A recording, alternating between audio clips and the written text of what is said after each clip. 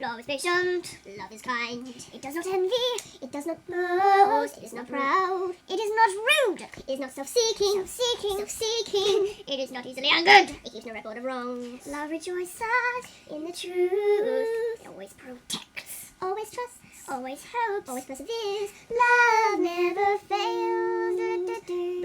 1 Corinthians chapter 13 verses 4 to 8. Grace and Ellen. No, I'm Ellen! It's Tuesday, totally. On QueerFAQtor. With Grace and Ellen. Or Rockin' and Blow. Today's topic is spirituality. So we're going to look at this through a Christian lens because that's our forte.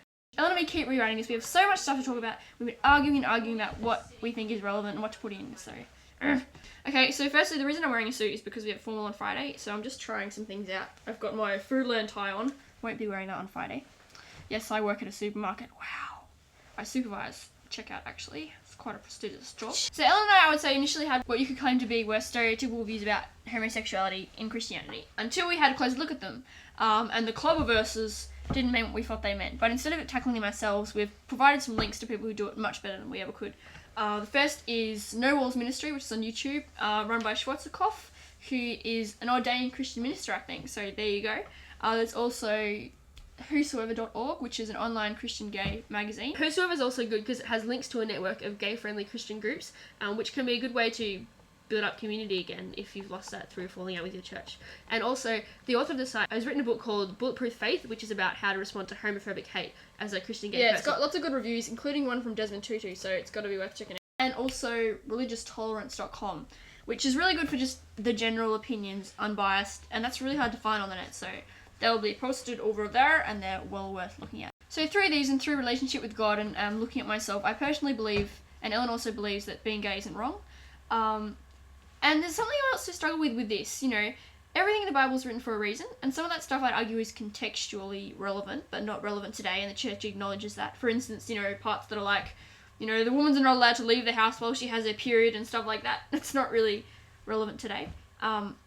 But all the other stuff that's kind of universal, like the stuff about love, the stuff about killing, like it's all about us, you know, living in community and living the way God intended and helping others to do the same and caring for creation. And the stuff that tells us not to do stuff, like that's their guidelines so we can live the way God intended, you know, and to the best of ourselves. But being gay, even if it was, you know, a negative thing, I don't understand how people could see it as that and how they can defend it, because it's like, you know, things like don't kill, that's pretty obvious why it's there. You know, it hurts and creates anguish. Why is being gay bad? What's the negative impact of being gay, you know? There's always going to be straight people to populate the planet. And it's like, you ask someone and they're like, okay, well, God says, you know, men shouldn't lie with men, which I don't agree with. I don't think that's what the verse says, but... And you're like, okay, why? You know, why am I going to hell because of that? And it kind of reaches a dead end. It's like, okay, well, what is it about it? And I don't know if male and female are supposed to bring something unique to a relationship that everyone else can't, you know, whether that's just procreation. I don't believe that that's all that relationships exist for, you know. What about couples who can't have babies? You know, some of them are intended, and it doesn't quite match up to me. Many gay people I've talked to, you know, when I've come out as a Christian, which I do much more to gay people than I come out as a gay to Christians, you know, at first they're like, oh, you're Christian, and then they're like, but doesn't the Bible say this about homosexuality?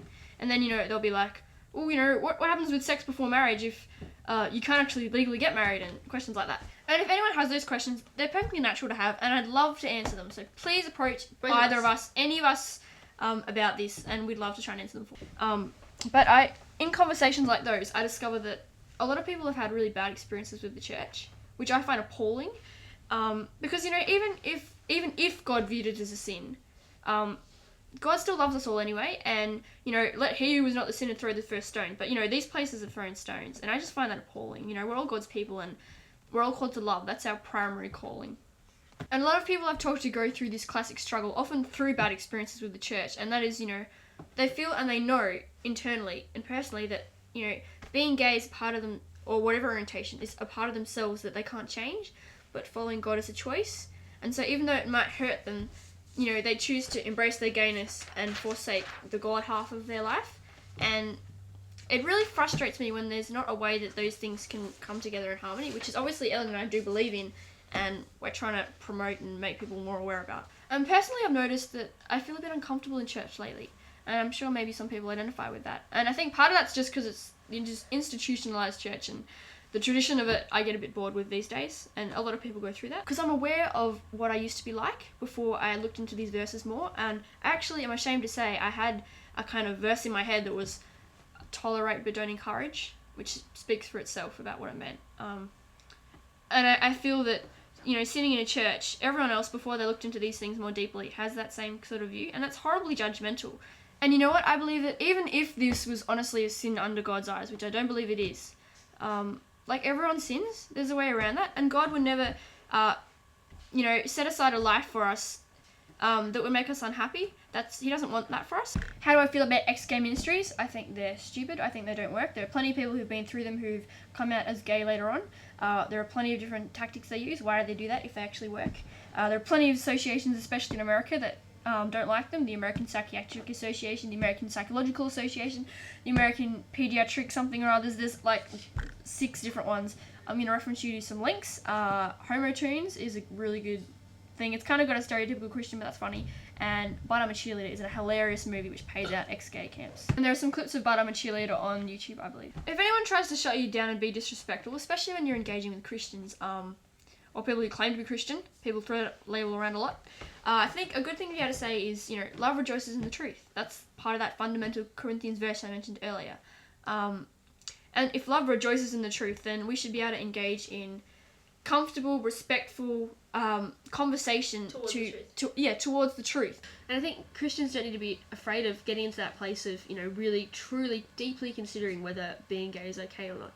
I mean, I think maybe for some people there's this fear that as soon as you allow yourself to get to that place where you think, okay, being gay is alright, and you're willing to say that out loud, then in saying that, you're automatically giving a stamp of approval to some parts of some gay people's lives, which could include things that, the church might otherwise be opposed to, like, promiscuity or drug use. And, I can talk about my views on that stuff later, but for some people, they might believe that saying okay to one is saying okay to the other. But it's important to know that you can make a distinction on that. You can say that you support homosexuality without saying that, you approve of drug use. It's that simple. And if you can affirm someone's sexuality and be able to say that, then that's amazing, And for Christians, there can be this huge pressure from both within the church and without the church to be right and to be perfect and to be totally knowledgeable, to be spot on every time.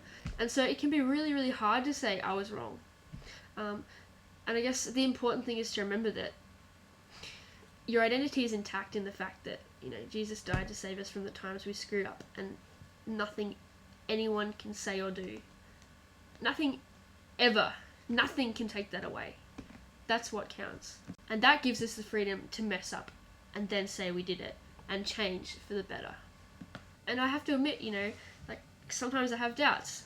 I can hear all these verses, but every now and then I get this feeling like maybe I'm wrong, maybe we're just reading too far into it all. Maybe it really is wrong. And there's a part of me that looks at a man and a woman, and that looks right. And I'm not saying that means being gay looks wrong, but something about that seems to work. And so it's these ways that I've kind of have my periods of doubt, But I guess the ways that I stop that from getting me too down is the fact that I know that, even if God was to say this is wrong, I would still listen and respond to that, because that's what my relationship means with God.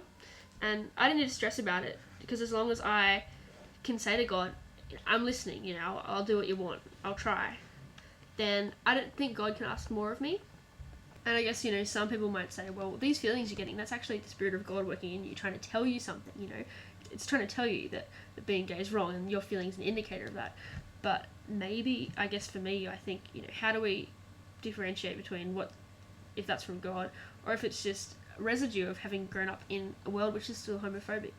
And maybe those are messages that are still affecting us. For example, like if you've grown up your whole life being told the colour green is wrong, and then you get to adulthood and you're like, I kind of like this colour green, but then you realise some part of you can't quite accept that, maybe that's because in your childhood you heard green was wrong.